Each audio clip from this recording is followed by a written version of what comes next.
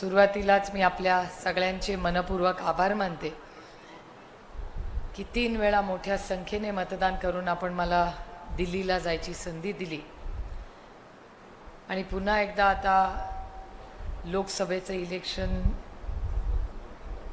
7 मेला आहे। त्या दिवशी तुतारीचं वाजवणारा माणूस त्याच्या शेजारचं बटन दाबून मला पुन्हा एकदा या भागाची लोकप्रतिनिधी व्हायची संधी द्या अशी विनम्र विनंती करायला मी आलेले आहे। मला अजूनही आठवतंय माझं पहिलं इलेक्शन। माझ्या पहिल्या इलेक्शनला 2009 साली आपण मला निवडून दिलं आणि निवडून देत असताना 2 वर्ष आधी म्हणजे 2007, 8 आणि 9 2007 ते 8 आणि 8 ते 9 अशी 2 संपूर्ण वर्ष मी बारामती लोकसभा मतदारसंघातलं गाव वाडी वस्ती फिरले आणि त्याच्यानंतर मला तिकीट मिळालं आणि मोठ्या संख्येने आपण मला त्यावेळीस निवडून दिलं। त्यावेळीस गल्लीपासून दिल्लीपर्यंत आपल्या विचाराचं सरकार होतं आणि त्याच्यामुळे सगळे मिळून काम करायचे आणि आपल्या भागाचा, आपल्या राज्याचा, आपल्या मतदारसंघाचा, आपल्या देशाचा खूप मोठा विकास त्या काळात आपण झालेला सगळ्यांनीच पाहिला आहे। 2014 मध्ये इलेक्शनमध्ये वेगळा माहोल होता ज्याचा उल्लेख रोहितदादांनी केला। ज्या धनगर आरक्षणाबद्दल रान भारतीय जनता पक्षाने पेटवलं होतं। मला आठवतंय बारामतीत आपल्या शारदा प्रांगणात पहिल्या कॅबिनेटमध्ये धनगर समाजाला आरक्षण देऊ असा शब्द आपल्याला भारतीय जनता पक्षाने दिला आणि ते इलेक्शन आपल्याला आठवत असेल। त्यानंतर 2019चं इलेक्शन आलं। त्याही वेळीस आपण मोठ्या संख्येने मतदान करून माझा लीडही दुप्पट केला आणि मी पुन्हा एकदा तुमच्या आशीर्वादाने दिल्लीला गेले। खरं तर रोहितचा मी भाषणाला मला यायला थोडासा उशीर झाला पण मी ऐकत होते आणि जे मी ऐकलं त्याच्यामध्ये त्यांनी माझ्या संसदेबद्दल जे सांगितलं त्या कामाबद्दल ज्याच्यावर आज सगळ्यात जास्त माझ्यावर टीका होते की संसदेत फार जास्त मी भाषण करते। मलाही भारतीय जनता पक्षावाले चिडवतात आणि म्हणतात काय रोज काय भाषण करते। म्हटलं मला बारामतीकरांना इथे भाषण करायलाच पाठवलंय, चहा प्यायला नाही पाठवले आणि त्याच्यामुळे रोज आणि ते संधी पण अशी देतात। रोहितदादांनी जे 4 कायदे सांगितले, खटकाळे भाऊंना माहिती आहे की खटकाळे भाऊंनी, चौधरींनी सगळ्यांनी मिळून पहिल्यांदा ते कायदे जेव्हा आले ना तेव्हा ह्या लोकांनी ते थोपवले। त्यांनी म्हणजे ते इतके घाबरले होते सगळे की ते दिल्लीला आले। खटकाळे भाऊ दिल्लीला धावत पळत खरं तर आले आणि म्हणले साहेब काहीही करा पण हे कायदे होता कामा नये। आता काय आहे तो कायदा अगदी सोप्या शब्दात की आज नंतर या देशामध्ये 500 लोक असल्याशिवाय कुणालाही युनियन करता येणार नाही। आज 100 आहे बरोबर। तुम्ही विचार करा आता किती फॅक्टऱ्या देशात राहिल्या आहेत जे एका फॅक्टरीमध्ये 500हून जास्त लोक काम करतात। फार कमी लोक राहिले, फार कमी फॅक्टरीज राहिल्यात आणि त्याचबरोबर कोणीही परमनंट होणार नाही। म्हणजे एकदा तुम्ही कामावर घेतलं तुम्हाला की काही दिवसांनी तुम्ही एकदा 40-45 वर्षाचे झाला की तुम्हाला नोकरीवरनं काढायचा अधिकार त्यांना राहील। कोणीही या देशात परमनंट होणार नाही। तुम्ही बघताय की सरकारी नोकऱ्यांमध्ये पण आहे, सरकारी नोकऱ्यांमध्ये कॉन्ट्रॅक्ट व्हायला लागले की नाही। जर सरकारी नोकऱ्यांमध्ये कॉन्ट्रॅक्ट व्हायला लागले तर मग प्रायव्हेटमध्ये तर कोणीच विचारायला नाही। आणि ही MIDC ज्याचा उल्लेख रोहितदादांनी केला की ही MIDC आता त्यांनी बारामतीचं सांगितलं, इंदापूरलाही आपल्याकडे MIDC आहे, दौंडलाही आपल्याला MIDC आहे। मला खरं सांगा कोविडच्या काळामध्ये जी रेमडेसिवीर औषध घेतलं की नाही सगळ्यांनी ते कुठे बनत होतं तर ते तुमच्या आणि माझ्या कुरकुममध्ये बनलेलं आहे। त्यांनी या राज्यात आणि देशामध्ये किती लोकांना मदत करून आयुष्य वाचवली आहेत बघा। ही सगळी फॅक्टरी आपल्या कुरकुममध्ये त्याच्यानंतर सुहाना मसाला खाता काय सगळे? सुहाना मसाला खाता ना? सुहाना मसाला कुठे बनलेला आहे माहिती आहे कुणाला? फॅक्टरी कुठे आहे? कुठे? बाणगावला, आपल्या दौंडमध्ये. म्हणजे दौंड, इंदापूर, बारामती झालं. पुरंदरला ज्याचा उल्लेख रोहितनी केला, जेजुरीची MIDC, आता ती पण अतिशय चांगल्या पद्धतीने चालली आहे. त्यानंतर तुम्ही गेला खडकवासला आणि ते शहर, त्याच्या पुढे गेला हिंजवडीला. आता ह्या राज्यामध्ये, देशामध्ये सगळ्यात जास्त इंजिनियर हे कुठे एका भागामध्ये काम करतात, तिथे 6 लाख लोक काम करतात. ती तुमची आणि माझी हिंजवडी ही कोणी काढली? तर ती आदरणीय पवार साहेबांच्या कल्पनेतून झाली. आज अनेक इथे लोक राहतात, त्यांची मुलं तिथे कामाला आहेत. फेज 1, फेज 2 आणि फेज 3. तुम्हाला आठवत असेल की हिंजवडी जेव्हा त्याची सुरुवात केली तेव्हा तिथे साखर कारखाना होणार होता आणि साखर कारखानाच्या उद्घाटनासाठी साहेब तिथे गेले आणि म्हणाले की आता इथे साखर कारखाना होणार नाही. लोक घाबरले, म्हटलं उद्घाटनाला आले आणि आत्ताच कॅन्सल करतायत. तर ते म्हणले आता इथे कारखाना होणार नाही, इथून अजून 20-25 किलोमीटरवर कारखाना होईल. इथे राजीव गांधी इन्फोटेक पार्क होईल, जिथे आज 6 लाख लोक काम करतात, जी आपल्या सगळ्यांची मुलं. म्हणजे आपल्या सगळ्या मतदारसंघात सगळ्या ज्या MIDC झाल्या, सगळ्या ज्या कंपन्या आल्या, त्या 20, 25, 30 वर्षापूर्वी आलेल्या आहेत आणि त्याचा आज वाढ होते. हे बघताना आम्हाला किती आनंद वाटतो. परवा इथे बारामतीत नमो रोजगार मेळावा पाहिला. मी त्या कार्यक्रमाला गेले होते. मलाही तुमच्यासारखी माझी फसवणूक झाली, कारण का मला सांगण्यात आलं की 43,000 नोकऱ्या जाणार आहेत. जो माझ्याकडे ये, मी त्याला म्हणे तू ये बाबा, मी आहे तिकडे मेळाव्यात, ये मी तुला नोकरी देते. 43,000 नोकऱ्या त्या नमो रोजगार मेळाव्यात मिळवणार होते. मी गेले, पॅन्डॉल बघितला. माझ्या आयुष्यात मी एवढा मोठा सुंदर पॅन्डॉल नाही बघितलेला. माझ्या शेजारी एक अधिकारी बसले होते. मी विचारलं खर्च किती? त्यांनी माझ्याकडे बघून 5 केलं. मी काल 5 दाखवलं आणि एका महिलेला विचारलं, ती म्हटली ताई 5 लाख रुपये. मी म्हटलं 5 लाख नाही, 5 कोटी रुपये. 5 कोटी रुपयाचा फक्त पॅन्डॉल होता. कार्यक्रमाला गेलो. कार्यक्रमात काय झालं हे सगळ्या महाराष्ट्राने नाही भारताने पाहिलं. ते झाल्यानंतर मी आढावा घेतला. म्हटलं काय करावं, किती नोकऱ्या झाल्या? सांगितलं माहिती नाही, कळेल 2-4 दिवसांनी कळेल. इंटरव्ह्यू चाललेत. आणि मी तिथे बसले असताना बघत बसले कुठले कुठले कारखाने आहेत. तर त्याच्यात एक कारखाना होता प्याजो, ह्याचं उद्घाटन कोणी केलं? साहेबांनीच केलं. त्याच्यानंतर अरे डायनामिक्सवाला दिसतोय, ते पण साहेबांनीच आणलं.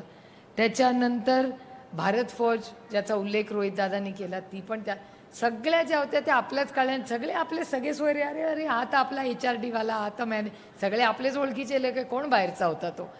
सगळे भेटले, आनंद वाटला मला. म्हटलं चला काय का होईना, 2 कोटी तर काही नोकऱ्या देत नाहीत, पण 43,000 देत आहेत. जे पदरात मिळतंय घेऊत या, कशाला नाही म्हणायचं. म्हणून 43,000 नोकऱ्या मिळतील अशा आशेने मी तिथे गेले. 2-3 दिवस झाल्यावर मी फोन केला. म्हटलं अरे किती नोकऱ्या मिळाल्या? म्हटले अजून आढावा नाही घेतला. त्याच्यानंतर हे पत्रकार बसले ना, त्यांनीच मला प्रश्न विचारला. 1 आठवडा झाल्यावर मी बारामतीला परत आल्यावर मला म्हणतात की ताई नमो रोजगार मेळाव्यामध्ये ना 43,000 नोकऱ्या आम्हीच तुम्हाला प्रश्न विचारला होता, आता आम्हीच तुम्हाला प्रश्न विचारतोय की फक्त 10,000 नोकऱ्या मिळाल्या, ह्याच्यावर तुमचं काय मत आहे? म्हटलं माझं मत असं आहे की 33,000 नोकऱ्या गेल्या कुठे? मग जर त्यांनी शब्द दिला होता की 43,000 नोकऱ्या होतील, तर हा जुमला नाही आहे, हे गाजर नाही आपल्याला दिलेलं. 33,000 नोकऱ्या गेल्या कुठे? आणि विचारलं मग 10,000 मधल्या परमनंट किती? माहिती नाही. पण मी तुम्हाला सांगते त्या 10,000 ज्या आहेत ना, त्या 8 मे पर्यंत नक्की आहेत. बरोबर की नाही? 8 मे पर्यंत नक्की आहेत. पुढचं नाही मी सांगू शकत, कारण का एकदा बटन दाबलं की त्या सिलेंडरच्या भाव आणि पेट्रोलच्या भावासारखं आहे. आजकाल महिलाच मला सांगतात, ओ कशाला सांगताय, आम्हाला समजले की एकदा इलेक्शनचं बटन दाबलं की आमचं सिलेंडर वाढते.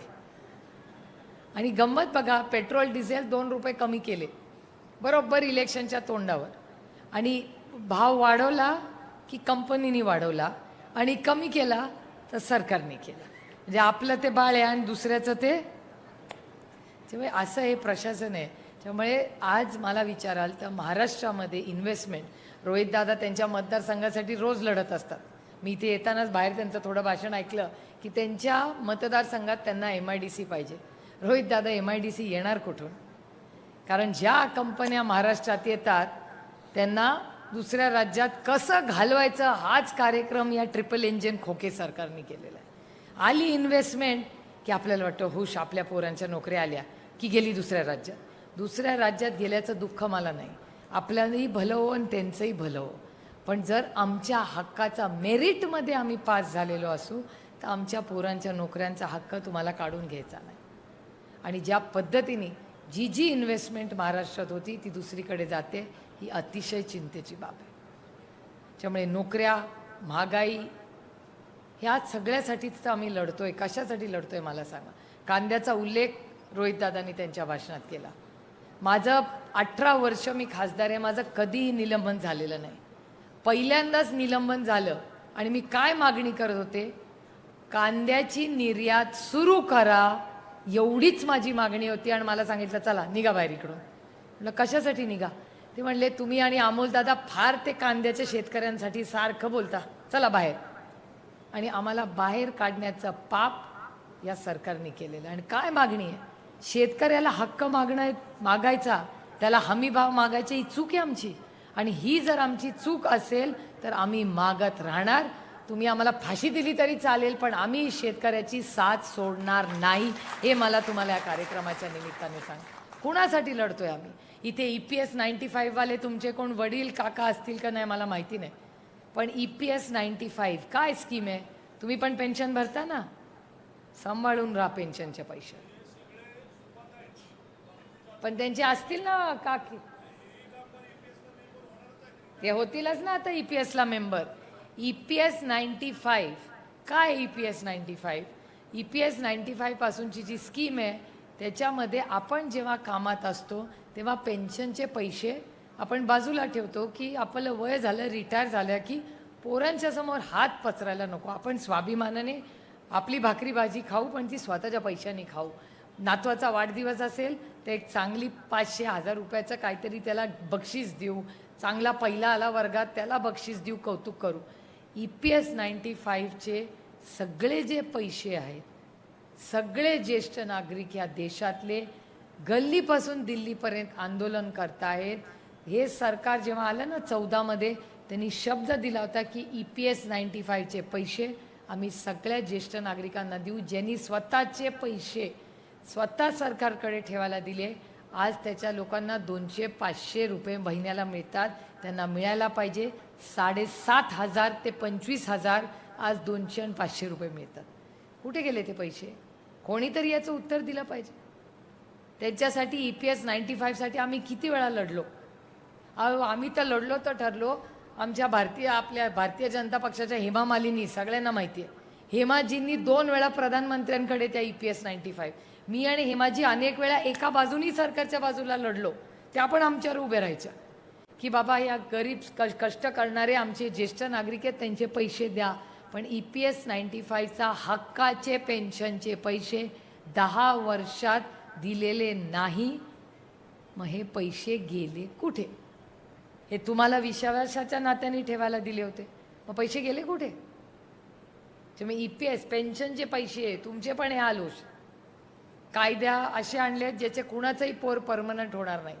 महागाई तर कमी होत नाही, बेरोजगारी कमी होत नाही, MIDC कुठेच वाढत नाही आहेत, त्या कंपन्या कमी होत आहेत आणि फक्त आपल्याकडे नाही देशात ही परिस्थिती आहे.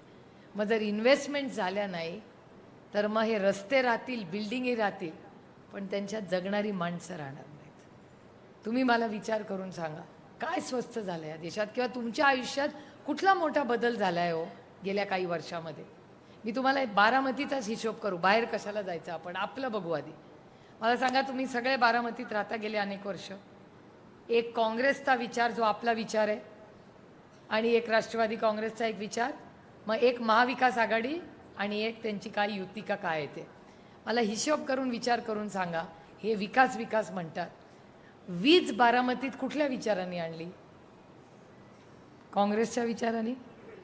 MIDC कुठल्या विचारांनी आणली बारामतीत? काँग्रेसच्या, राष्ट्रवादीच्या बरोबर. शाळा कोणी काढल्या इथे? हॉस्पिटल कोणी काढली? औषधाच्या फॅक्टऱ्या कोणी काढल्या? अंगणवाडी कोणी काढली? आशा वर्कर भगिनीचं काम कोणी काढलं? फॅक्टरी कोणी काढली? मला सांगा, रोटी कपडा मकान गटर मीटर वॉटर कारखाने, तुमचा मोबाईल फोन, त्यातलं व्हॉट्सॲप कोणी काढलं? तर काँग्रेसच्या विचाराने काढलं. मला सांगा, 70 वर्षात तुम्ही काय केलं आम्हाला विचारता? 70 वर्षामध्ये तुम्ही ज्या शाळा आणि कॉलेजमध्ये शिकला ना, आणि आज आम्हाला प्रश्न विचारताय, ते काम काँग्रेसच्या विचाराने केलं आहे. म्हणून तुम्ही आज प्रश्न विचारू शकता आणि उभे राहू शकता स्वतःच्या पायावर. आणि 10 वर्षात यांनी काय केलं?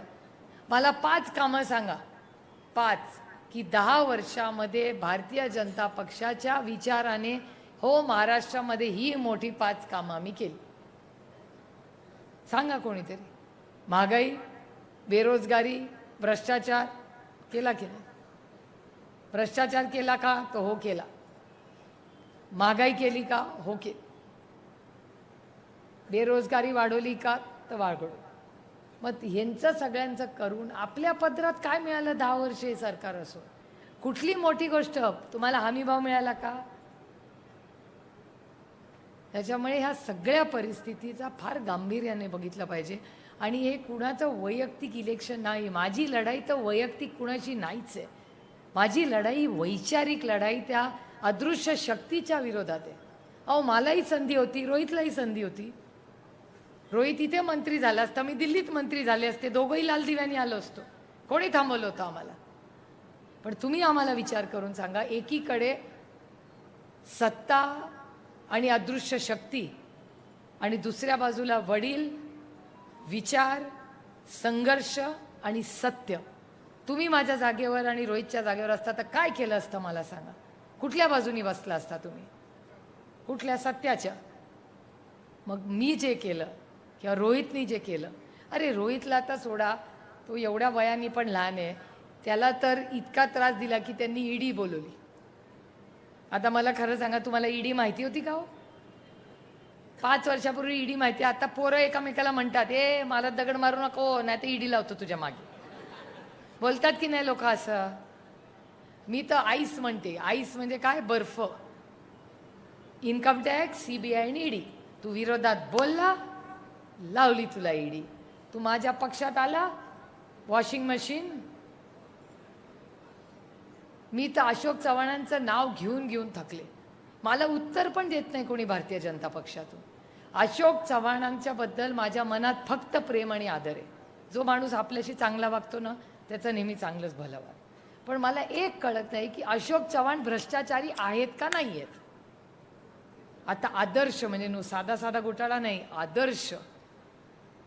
आदर्श आई, आदर्श वडील, आदर्श शिक्षक माहिती होतं, पण घोटाळ्यातला आदर्श नव्हता बाई माहिती मला. खरं आहे का नाही सांग? आणि काय घोटाळा? आता असं म्हणजे हे वेदना देणारी गोष्ट आहे की घोटाळा कसला? आरोप काय आहे?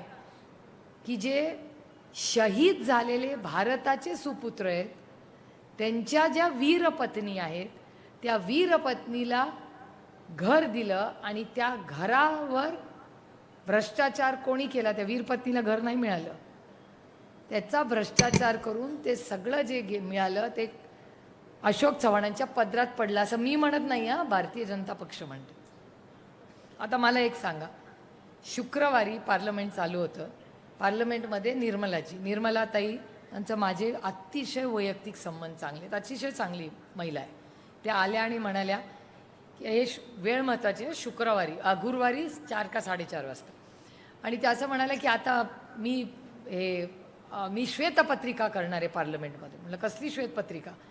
तर ते म्हणाले व्हाईट पेपर, श्वेतपत्रिका भ्रष्टाचाराची. म्हटलं कुणाच्या भ्रष्टाचाराची? ते म्हणजे तुम्ही सगळे काँग्रेसचे सोयरे मुक्कोयरे. म्हटलं आमचा कसला? आम्ही सत्तेत नाही, आमचा कसला भ्रष्टाचार? आणि 9.5 वर्ष काय झोपला होता काय? आत्ता भ्रष्टाचार काढताय आमचा? ते म्हणले नाही नाही भ्रष्टाचार भ्रष्टाचार. म्हटलं बरं दाखवा कागद. बघितला कागद, पहिलंच नाव होतं आदर्श घोटाळा. म्हटलं अरे तेच ते झाला गुरुवार. शुक्रवारी सकाळी 11 वाजता आमचा सुरू झाला युक्तिवाद. त्याच्यामध्ये त्यांनी सांगितलं की सगळ्यात मोठा भ्रष्टाचार कोण करतं तर काँग्रेस. मी म्हणत नाही हां, ओ टी व्हीवाले नीट रेकॉर्ड करा नाही तर अर्धच दाखवाल. तर त्यांचं म्हणणं आहे की काँग्रेस पक्षाने भ्रष्टाचार केला आणि सगळ्यात मोठ्या देशात भ्रष्टाचारी माणूस कोण तर अशोक चव्हाण, असं भारतीय जनता पक्ष म्हणाले. इथून आम्ही हल्ला चढवला. काय त्यांनी असा कागद घेतला आणि सांगितलं, हे बघा हे कागद आहेत, असे अशोक चव्हाण भ्रष्टाचारी आहेत, असं तसं तसं सगळं ऐकलं. आम्ही गप्प बसलो. झालं, शुक्रवार संपला. गुरुवारी निर्मलाताईंनी आरोप केला, शुक्रवारी भारतीय जनता पक्षाने आरोप केला. शनिवार रविवार पार्लमेंट नव्हतं. सोमवारी सकाळी मी टी व्ही लावला 7:45 वाजता आणि बातम्या चेक करायला, आणि त्याच्यात होतं की अशोक चव्हाण नॉट रिचेबल.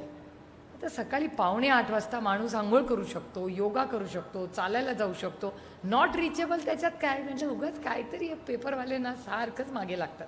असं म्हणून मी विषय बंद करून टाकला. 2 वाजता मी प्रचारात होते, लोक धावत आले, ओ अशोकराव सापडले. म्हटलं हरवले कधी होते? म्हणले नाही नाही सापडले. ते म्हटलं कुठे सापडले? ते म्हणले भारतीय जनता पक्षाच्या ऑफिसमध्ये. म्हटलं अहो नाही हो, अशोकराव असं कसं जातील तिकडे? ते म्हणले हो लावा टी व्ही. आम्ही आपल्या फोनवर टी व्ही लावला आणि खरंच ना ती पट्टी घातली होती आणि अशोक चव्हाण बसले होते देवेंद्रजींच्या शेजारी, मला वाटतं का त्या बावनकुळेजींच्या शेजारी. म्हटले हे तिथे का गेले? चुकलं वाटतं रस्ता. तर तिथे बसले. मग त्यांनी भारतीय जनता पक्षाचं कौतुक केलं. हा झाला सोमवार. असं कसं झालं? काल तर म्हणत होते भ्रष्टाचारी आहे, सगळ्यात मोठा भ्रष्टाचार यांनी केला आहे. झाला मंगळवार. मंगळवारी फॉर्म भरला आणि बुधवारी मी तर 5 वर्षाची खासदार होणार आहे, अशोकराव 6 वर्षाचे खासदार बिनविरोध झाले. आता मला प्रश्न पडला, आम्ही 6-6 महिने मेहनत करून प्रचार करतो, दिवस रात्र बायका पोरं नवरा कुणाला आम्ही भेटत नाही, वणवण सगळे फिरतो, आमच्यावर कुठलाही भ्रष्टाचाराचा आरोप नाही आणि आम्ही निवडून येणार 5 वर्षासाठी.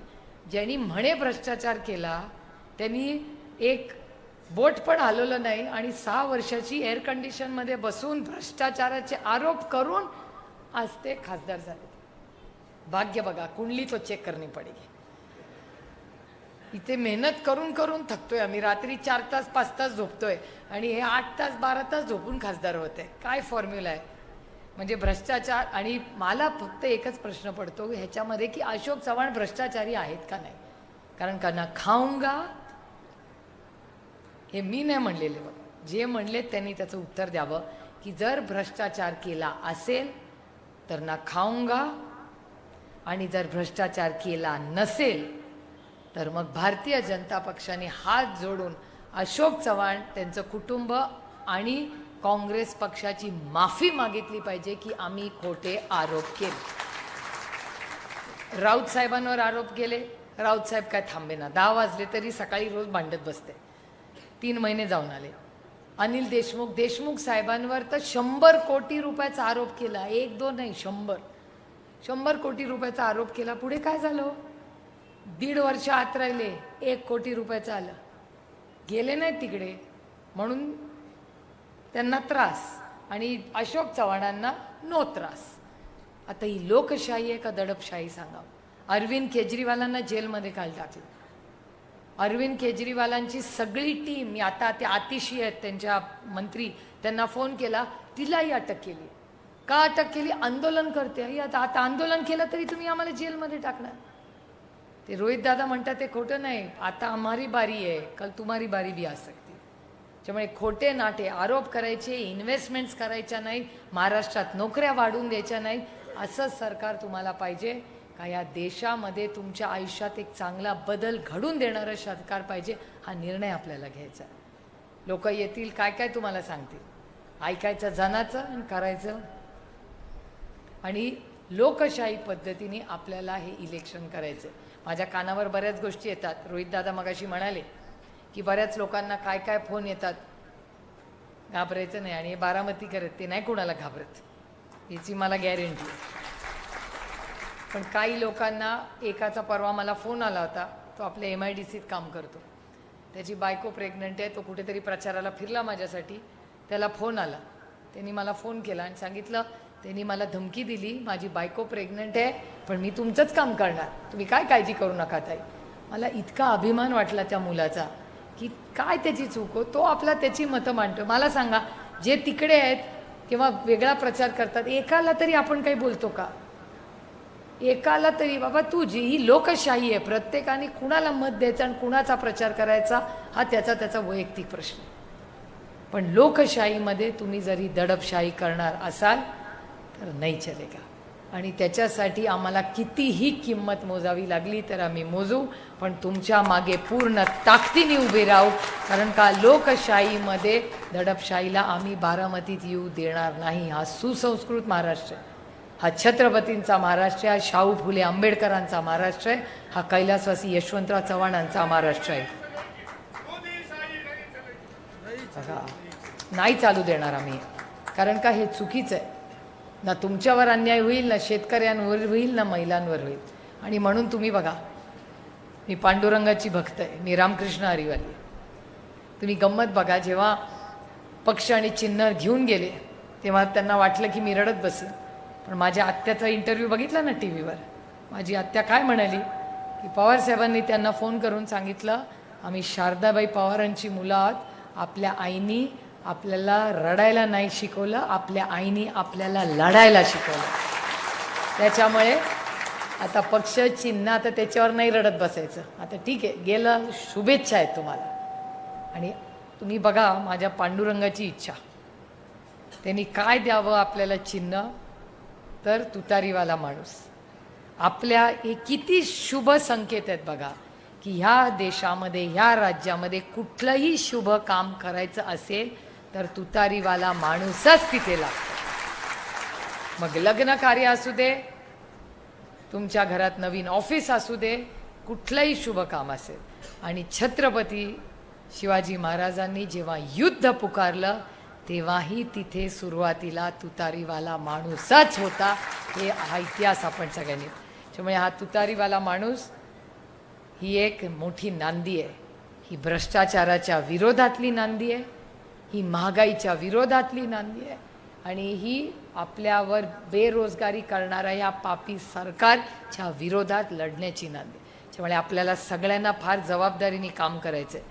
7 तारखेला सकाळी 8 ते संध्याकाळी 5 हे मतदान आहे. आपण स्वतः तर जायचंच, पण बरोबर सगळ्यांना ते कागदपत्र घेऊन जायचं. आणि तुतारी आपलं चिन्ह बदललेलं आहे, पण मला नाही वाटत कोणी फार त्याच्यात सगळं पोचलेलं दिसतंय. कारण का महिलाच, मला सिग्नलला मी बारामतीत गेले की मला सगळे म्हणतात तुतारी तुतारी, म्हटलं हो बाबा आहे तुतारी. त्याच्यामुळे तुतारीवाल्या माणसाचं शेजारचं बटन दाबून मी केलेलं काम आणि पार्लमेंटमधलं काम हे मेरिट बघून मला पुन्हा एकदा आपल्या सगळ्यांची सेवा करायची संधी द्या, एवढीच विनम्र विनंती करते आणि आपली रजा घेते. जय हिंद, जय महाराष्ट्र, जय आघाडी. लोकशाही मराठी ऐका, पहा, जागरूक रहा.